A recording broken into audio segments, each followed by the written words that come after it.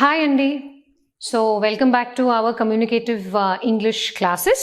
So ఈ English language క్లాసెస్లో గత కొన్ని ఎపిసోడ్స్లో మనం కామన్గా చేసే ఎర్రర్స్ ఎవ్రీడే లాంగ్వేజ్లో మన వల్ల దొరలే తప్పుల్ని వాటిని ఎలా మనం ఓవర్కమ్ అవ్వాలి అనేవి తెలుసుకున్నాము. కొన్ని చిన్న చిన్న రూల్స్ కూడా తెలుసుకున్నాము. సో అదే కంటిన్యూయేషన్లో ఇవాళ మనం కొన్ని very very simple grammar rules అంటే గ్రామర్ రూల్స్ అంటే అమ్మో స్ట్రక్చర్స్ నేర్పించేస్తారేమో అని we will discuss that. But ఇప్పుడే కాదు, మనం బేసిక్స్లో డీల్ చేస్తున్నాం కాబట్టి let us continue with dealing with the basics. So ఈరోజు మనం కొన్ని వెరీ సింపుల్ గ్రామర్ రూల్స్ చెప్పుకుందాము. సో ఇవాల్టి first grammar rule, use of apostrophe. Apostrophe అంటే అందరికీ తెలిసిందే కదా.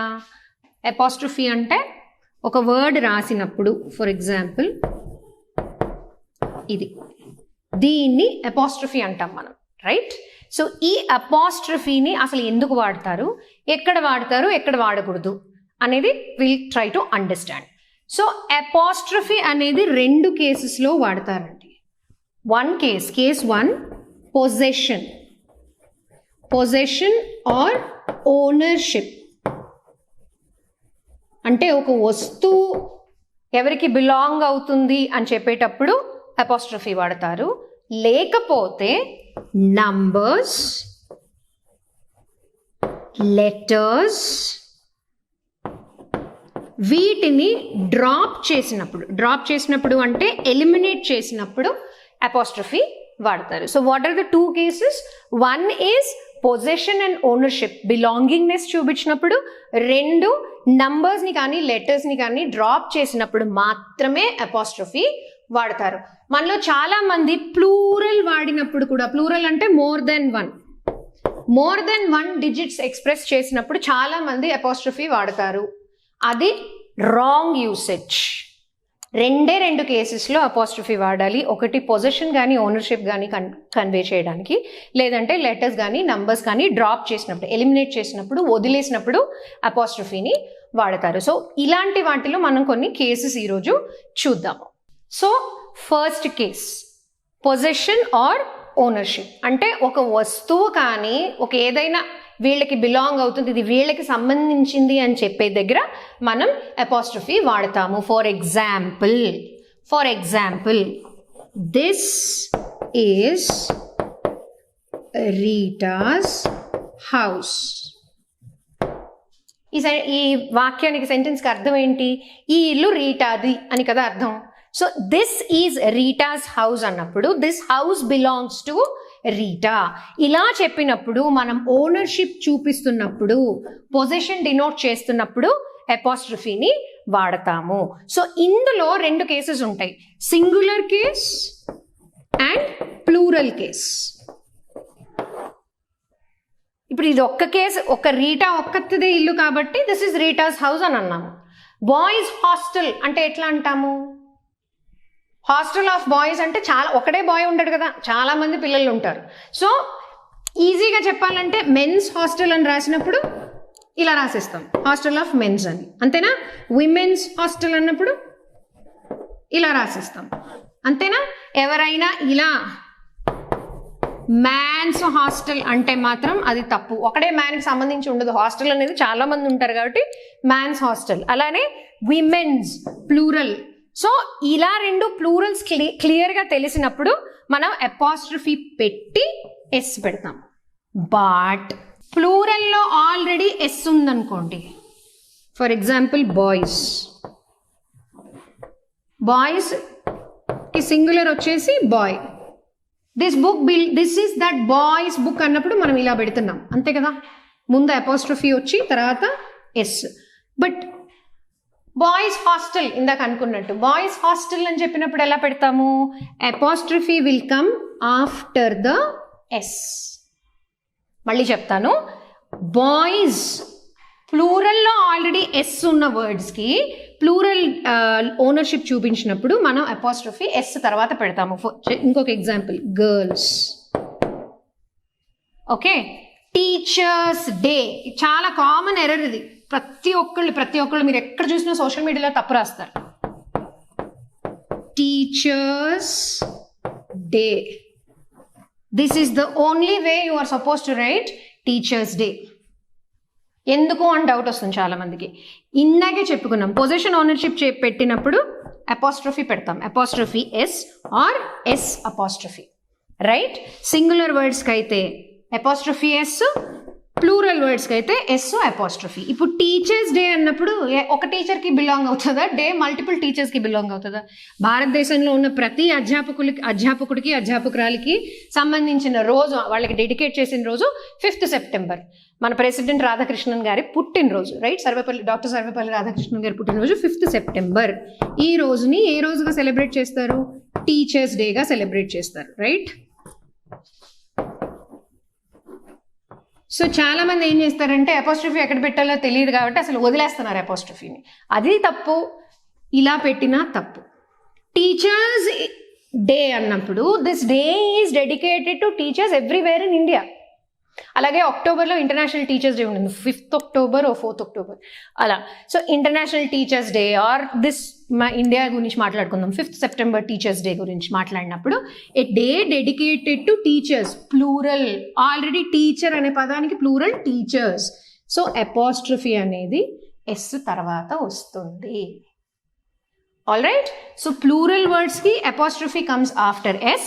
సింగులర్ వర్డ్ టీచర్స్ డెస్క్ అనుకోండి, క్లాస్ టీచర్స్ డెస్క్ అన్నప్పుడు ఒకటే క్లాస్ టీచర్ ఉంటుంది. So teacher's. Singular, when you are conveying possession or ownership of a singular subject or one person, you put apostrophe and then you put the s.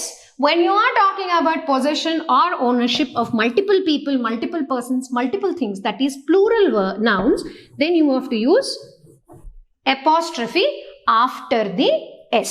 ఇక్కడ ఇంకొక doubt వస్తుంది చాలా మందికి, మీరు common nouns వాడారు. ఇప్పుడు teacher అనేది కామన్ నౌన్, బాయ్ అనేది కామన్గా అందరికి కామన్గా వర్తించేది. ఒక అబ్బాయి ఉన్నాడంటే అబ్బాయి అంటే it is a common for all the boys, అంతే కదా?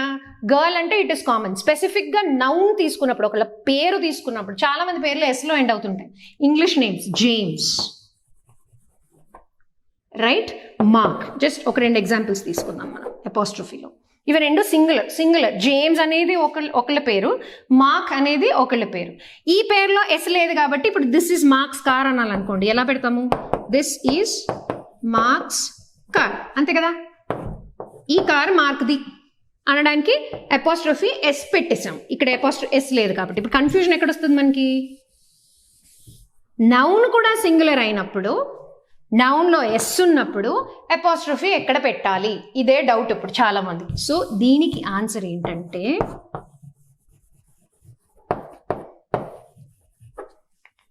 This is James car. అతని పేరు ఎస్లో ఎండ్ అయినప్పుడు ఈ ఎస్కి మీ అపాస్ట్రఫీ ఎస్కి సంబంధం లేదు, అందుకని this is James car. When a name ends in s, it is the name, it is a part of the name. So me apostrophe s as it is ఉంటుంది. ఇప్పుడు నేను మీకు కొన్ని ఎగ్జాంపుల్స్ రాసి చూపిస్తాను. Singular, plural. అపాస్ట్రఫీ ఎక్కడ పెడతాను మీరు గెస్ట్ చేయండి, నేను రాస్తాను. ఓకే? బాయ్ సింగులర్ అయినప్పుడు బాయ్స్, ప్లూరల్ అయినప్పుడు అదే man, singular. So plural becomes, దీనిలో ఎస్ లేదు, దీనిలో ఎస్ ఉంది, అది తేడా. ఇప్పటికైనా అది గుర్తుంచుకోండి. Okay? Girls' washroom or women's rest room.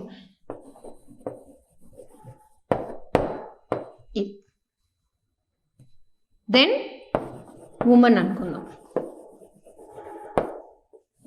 Okay? This is that women's bag. ఆవిడ బ్యాగ్ ఇది అన్నప్పుడు సింగిల్. విమెన్స్ టైలర్, ఒక్క ఆవిడకే కుట్టాడు కదా ఆయన బట్టలు, మల్టిపుల్ ఆవిడకి కుడతారు. So women's tailor. ఎక్కడైనా తప్పు చూస్తే ఈసారి కరెక్ట్ చేయగలగాలి. ఓకే? ఇది first case of using apostrophe. First case of using అపాస్ట్రఫీలో ఏమనుకున్నాం మనం? ఓనర్షిప్ కానీ బిలాంగింగ్నెస్ కానీ చూపించినప్పుడు అపాస్ట్రఫీ ఎస్ వాడతాము. ఎక్కడ వాడతాము? సింగులర్ అయితే అపాస్ట్రఫీ వచ్చి ఎస్ వస్తుంది, ప్లూరల్ అయితే ఎస్ ఉన్న పదాలకి అపాస్ట్రఫీ తర్వాత వస్తుంది. ఒకవేళ ఒక మనిషి పేరులో కనుక ఎస్ ఉంటే అపాస్ట్రఫీ ఎస్సే వస్తుంది.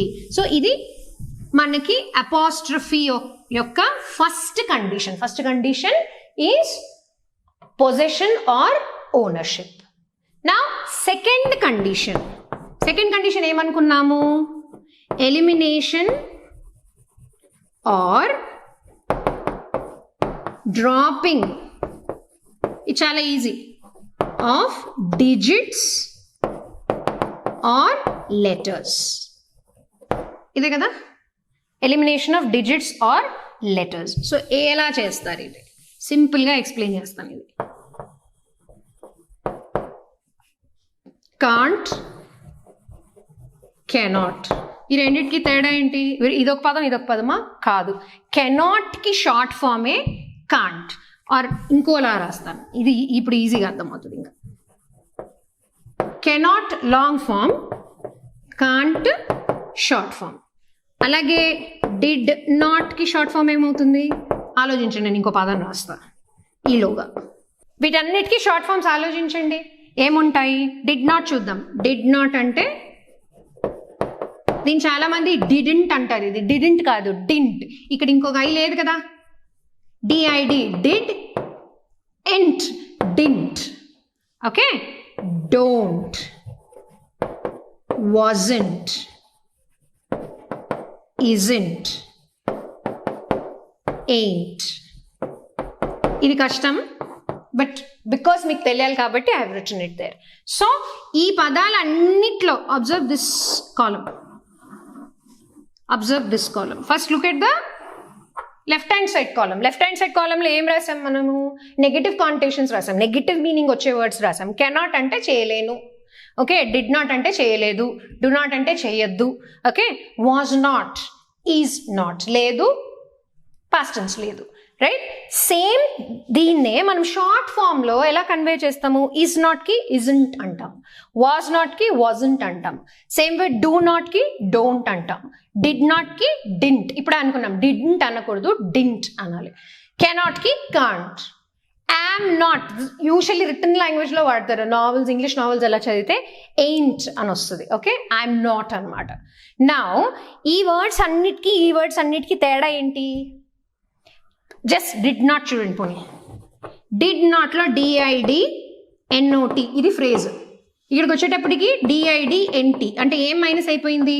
ఓ మైనస్ అయిపోయింది ఇక్కడ, రైట్. సిఏఎన్ఎన్ఓటి వచ్చేసి సిఏఎన్టీ అయింది. సో ఒక ఎన్ ఒక ఓ డ్రాప్ అయింది, రైట్. డిఓఎన్ఓటి డిఓఎన్టీ ఇక్కడ కూడా ఓ డ్రాప్ అయింది. డబ్ల్యూఏఎస్ఎన్ఓటి వాజ్ నాట్, దీనిలో ఏమైంది? ఇక్కడ కూడా ఓ మైనస్ అయిపోయింది. ఐఎస్ఎన్ఓటి ఐఎస్ఎన్టీ, సో ఏం మైనస్ అయింది? ఓ మైనస్ అయింది. సో ఇలా మనం లెటర్స్ని ఎప్పుడైతే ఎలిమినేట్ చేస్తామో, ఒక్కొక్క లెటర్ని డ్రాప్ చేసాం మనం to make the word short. So ఎప్పుడైతే మనం లెటర్స్ని డ్రాప్ చేస్తామో అప్పుడు మనం అపాస్ట్రఫీ వాడతాం టు డినోట్. ఇక్కడ ఒక లెటర్ని రీప్లేస్ చేసాము, లెటర్ని మిస్ చేసాము, డ్రాప్ చేసాము అని డినోట్ చేసినప్పుడు మనం అపాస్ట్రఫీ వాడతాము. యూజువలీ డింట్, డోంట్, కాంట్కే వాడతారు అపాస్ట్రఫీ. బట్ షార్ట్ హ్యాండ్ నేర్చుకునే వాళ్ళు, రన్నింగ్ నోట్స్ రాసేవాళ్ళు, నోట్ మేకింగ్ చేసేవాళ్ళు కూడా చాలామంది ఇలా రాస్తారు. ఫర్ ఎగ్జాంపుల్ సైకలాజికల్ క్లాస్లో రాస్తున్నారు నోట్స్. సైకిల్ బొమ్మ అయితే గీయలేరు కదా, సో ఎలా ఏం రాస్తారంటే ఇలా రాస్తారు. దీని అర్థం ఈ పదం నాకు రాక కాదు, దీన్ని నేను షార్ట్ ఫామ్ చేసుకున్నాను నాకు అర్థం కావడానికి అని. So whenever you see an apostrophe between a word, understand that it is the shortened form of that particular given word. Just like I said cannot, can't. We have dropped the letters N and O here, so that is why we have used this apostrophe, can't. Okay, ఇప్పుడు ఇవి letters. Numbers ఎక్కడ drop చేస్తామో, ఒక అంకె రాసినప్పుడు నంబర్లు అయితే drop చేయలేం కదా. సో నంబర్స్ డ్రాప్ చేసేది యూజువల్లీ డేట్లో చేస్తారు, ఇయర్ రాసినప్పుడు. For example, just for example 15th August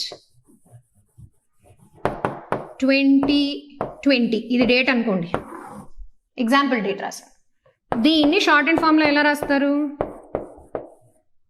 ఇలా రాస్తారు. What does this denote? ఈ ముందర 20ని తినేసాం మేము. ఈ అపాస్ట్రఫీ వాడినప్పుడు నంబర్ని ఎలిమినేట్ చేసినట్టు. ఇక్కడ 2 నంబర్లు ఎలిమినేట్ చేసాం. ఓకే, ఇప్పుడు నాకు ఇక్కడ నేను మీకు అపాస్ట్రఫీ చెప్తున్నప్పుడు నాకు ఇప్పుడు ఇంకో కాన్సెప్ట్ తట్టింది. ఇక్కడ ఆ కాన్సెప్ట్ కూడా చెప్పేస్తాను. ఈ డేట్ చూడండి, కామన్గానే ఉంది కదా డేట్ చూస్తుంటే. 15th August 2020. ఇప్పుడు నేను చెప్పింది ఏంటి? ఒకవేళ ఈ 20ని మనం కనుక ఎలిమినేట్ చేయాలనుకుంటే పైన ఒక అపాస్ట్రఫీ పెట్టాలి, because we are dropping the number. Now observe this date very carefully. దీనిలో మీరు ఇంకొక కొత్త ఐడియా, అంటే నాకు తెలియదు మీకు తెలుసో లేదో, but just for the knowledge of everybody, ఇందులో మీకు కొత్తగా కనిపించింది ఏముంది? ఇది కామన్, రైట్?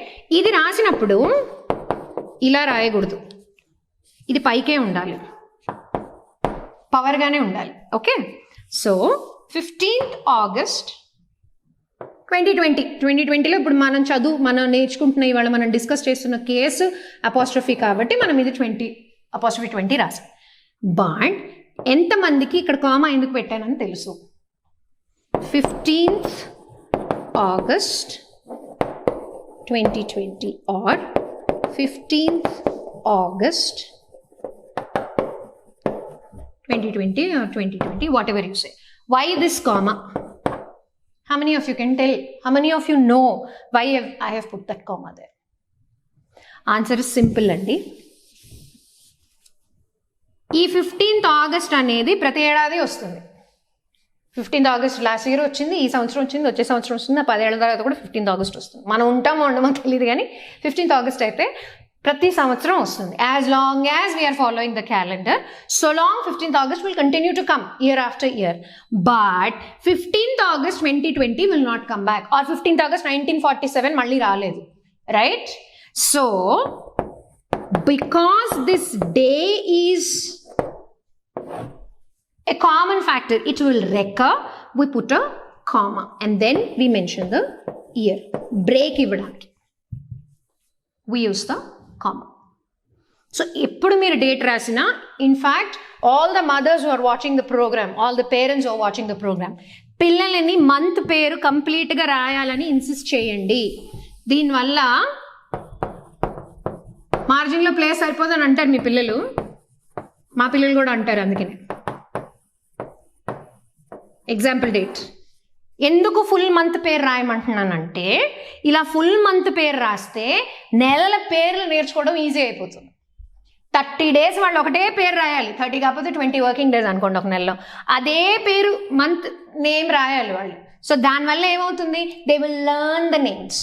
ఇందులో మర్చిపోయి, ఇప్పుడు ఇందులో ఎలా రాస్తారు? ఆగస్ట్ షార్ట్ ఫామ్ AUG అని ఇప్పుడు తీసుకుంటున్నారు, బట్ సేమ్ వే సెప్టెంబర్.